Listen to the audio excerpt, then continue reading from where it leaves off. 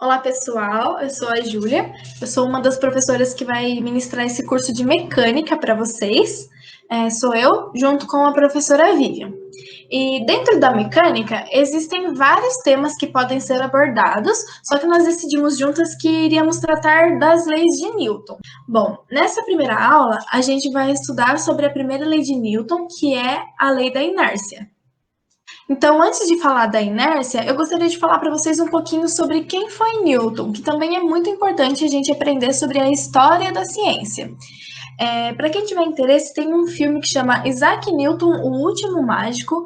É muito interessante. Esse filme vai falar desde o comecinho da vida do Newton, de quando ele era criança, alguns problemas familiares que teve, e até seus maiores estudos, suas maiores contribuições para a ciência. Mas, resumindo aqui, de forma bem breve, Newton foi um matemático e também um físico, que ele viveu de 1643 a 1727 e ele estudou e formulou as leis da física que recebem o seu nome, né? Que são as leis da física, as leis de Newton, que se tratam de força e movimento. Além disso, o Newton ele também estudou a gravidade, calculou a constante gravitacional universal. Sabe aquela famosa capa do Pink Floyd que tem o prisma com um arco-íris? Também foi um dos principais experimentos de Newton, que foi sobre ótica. O Newton também ele foi um dos principais contribuintes no desenvolvimento do cálculo diferencial e integral da matemática. Bom, resumindo, o Newton ele foi um dos maiores gênios que a humanidade já viu. Então, pessoal, depois de falar um pouquinho sobre a vida do Newton para vocês e depois de recomendar também um ótimo filme para que vocês assistam, vamos começar a falar sobre a primeira lei de Newton, que é a inércia. Essa primeira lei, existe um postulado para essa primeira lei que diz que um corpo tende a permanecer em seu estado de movimento até que uma força externa haja sobre ele. Como assim? O que isso significa? Vou dar um exemplo. Olha aí para o lado de vocês, assim, procure, focaliza um objeto que esteja parado em cima da mesa ou até mesmo a própria mesa. Esse objeto, ele tende a continuar parado, ou como a gente costuma dizer, em repouso, até que você ou alguém aí da sua casa, ou que bata um vento assim muito forte e que vá movimentar esse objeto. Então, ele vai continuar parado até que alguém faça uma força sobre ele, certo? E esse postulado não funciona apenas para corpos que estão em repouso, mas também para corpos que já estão em movimento. Então, vamos imaginar um carro que esteja aí andando em linha reta, com uma velocidade constante. O que significa velocidade constante? Significa que ele vai manter a mesma velocidade em todo o seu trajeto. Então, esse carro, ele tende a permanecer com essa velocidade até que ele comece a frear, por exemplo, até que uma força haja sobre ele. Enquanto ele não frear ou enquanto não aparecer algum obstáculo na pista ou alguma coisa assim, o carro vai manter a velocidade constante. Então, pessoal, agora eu tenho uma pergunta para fazer para vocês. O que aconteceria se você estivesse em cima de um carro com ele em movimento e pulasse de cima do carro? Você ia cair aonde? Em cima dele, da onde você pulou, ou você ia cair na estrada, na pista? Essa é uma pergunta que muita gente tem dúvida e que também tem um vídeo rolando no Facebook. Não sei se só aparece para mim essas coisas, porque eu gosto de ver coisa de física, ou se anda aparecendo para muita gente. Mas tem um vídeo muito interessante que mostra a lei da inércia e que eu vou colocar agora para vocês. Deixa eu só compartilhar a tela.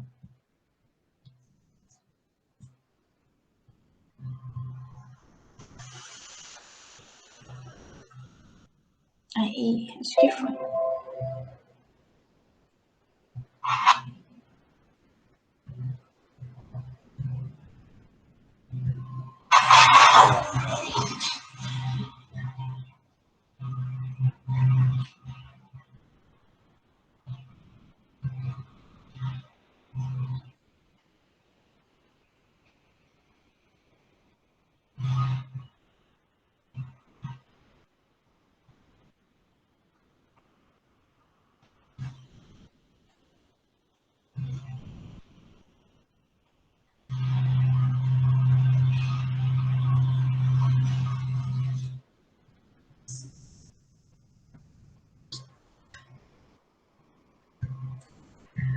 Bom, pessoal, muita gente acredita que esse vídeo é fake. Se é fake ou não, eu não sei, mas pela lei da inércia, a gente pode acreditar que ele é real. Então, pessoal, para explicar o que acontece nesse vídeo, a gente precisa lembrar que aquela pessoa que está pulando tem duas velocidades. Uma na vertical, que eu vou chamar aqui de velocidade em Y, e a outra na horizontal, que eu vou chamar de velocidade em X. A velocidade em x é a mesma velocidade que a do caminhão. E a velocidade em y é aquela que a pessoa adquire quando ela pula na cama elástica. Então, vamos primeiro falar da velocidade em y. Se existe a inércia, quando a pessoa pula, ela não deveria sair voando e indo cada vez mais alto e até o infinito? Ela não deveria voar até o infinito? Sim, ela deveria. Mas por que isso não acontece? Porque a gente tem a aceleração gravitacional. Então, quando a pessoa pula nesse sentido, a gravidade age nesse sentido, puxando a pessoa para baixo de novo. Então, é por isso que quando aquela pessoa pula na cama elástica, ela atinge uma certa altura e depois começa a cair, porque a velocidade dela vai acabando, acabando, acabando até zerar, e aí ela começa a cair de novo, e a velocidade dela aumenta de novo, só que em sentido contrário. E a velocidade em x, que é a mesma velocidade do caminhão, ela permanece constante. Por isso que a pessoa, ela mesmo pulando e descendo toda hora, ela sempre cai em cima da cama elástica, porque a velocidade dela não está sendo alterada, não tem uma força que nem em y temos a força ou a aceleração gravitacional. Em x essa força não existe. Então aquela pessoa vai manter aquele movimento até que uma força haja sobre ela. Agora, galera, eu vou fazer um experimento aqui em casa e vou gravar para mostrar para vocês. Para fazer esse experimento, se vocês quiserem fazer aí, vai precisar de um copo. Peguei essa tacinha com água para dar mais emoção e uma folha de papel.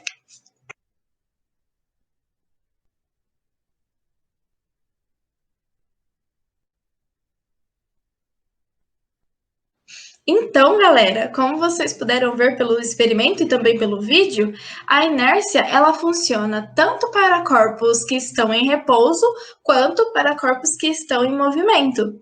E no caso do experimento que eu fiz aqui em casa, ao puxar a folha de papel muito rapidamente, a folha quase não exerceu nenhuma força no copo. Foi pouquinha coisa que o copo se movimentou. Então, isso fez com que ele permanecesse em seu estado inicial, que era o quê? O repouso. Bom, depois de ter visto o vídeo, o experimento, depois da explicaçãozinha que eu dei, agora eu gostaria de mostrar para vocês um simulador online que é da Universidade de Colorado. Esse simulador se chama FET Colorado. Eu vou compartilhar minha tela aqui com vocês e vou ensinar como que a gente entra nesse site do FET e dá uma olhadinha nos simuladores. Eles podem ajudar muito vocês nos seus estudos.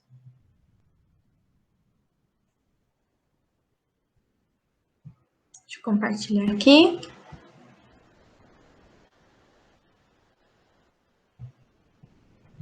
Acho que agora vocês já conseguem ver. Ó, então é o seguinte, deixa eu colocar aqui, ó. Vocês vão entrar em fet.colorado.edu/pt_br. Aí vocês vão vir aqui em simulações, clica em física.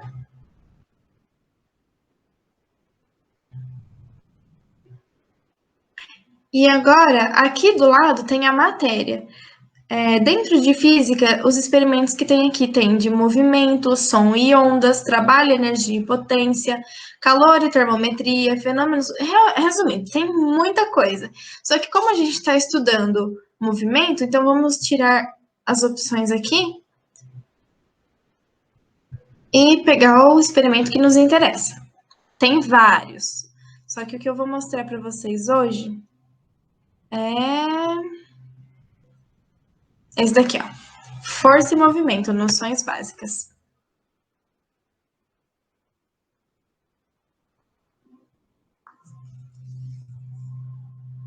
Aí eu vou clicar aqui para a gente poder entrar e já vamos simular.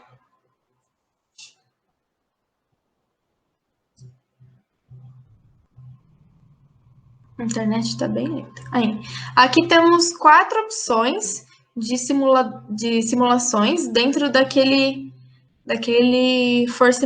desse força e movimento noções básicas que eu mostrei.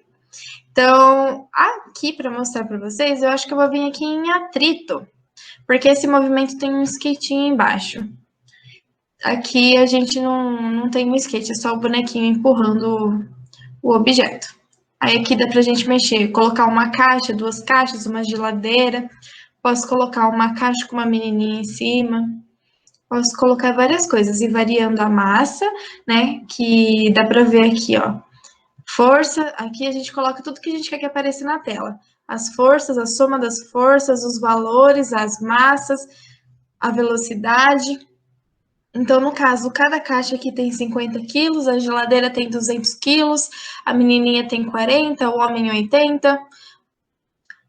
Aqui a gente pode aplicar uma força para empurrando a caixa até uma hora que a gente quiser soltar e a velocidade vai diminuindo porque tem atrito.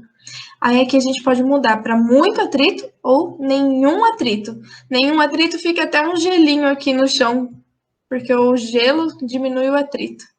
Ó. E aí ele solta e a caixa vai mais longe ainda. Então, eu vou mostrar para vocês agora, para relacionar com a inércia esse experimento, a gente pode falar que existe uma força mínima que o nosso homenzinho precisa aplicar. Cadê ele? Peraí, deixa eu reiniciar aqui. Tem uma força mínima que o nosso homenzinho precisa aplicar no bloco para que ele comece a se movimentar. Enquanto ele não aplica essa força, a caixa continua parada. Então, ele precisa vencer a inércia, ó. Ainda não está se movimentando. Aí, agora começou a se movimentar. Então, a força aplicada na caixa para ela começar a se movimentar, mais ou menos 130 newtons. E aí, a gente pode ir aumentando, ó. Quanto maior a massa, maior a força para vencer a inércia. E também o atrito. Quanto menor ou maior o atrito, maior ou menor a força. Vamos pôr muito atrito para a gente ver como que é. Ó, lembra, tava 130 com o atrito ali na metade. Ó, com muito atrito, ó, 200 e pouco. Bom, então é basicamente isso que eu queria mostrar para vocês, pessoal. Tem muita coisa na internet, muita coisa interessante. Deixa eu parar a apresentação. Tem muita coisa interessante para vocês estudarem, tá? Vou deixar no final do vídeo o link desse site e também do vídeo que eu utilizei para vocês poderem acessar.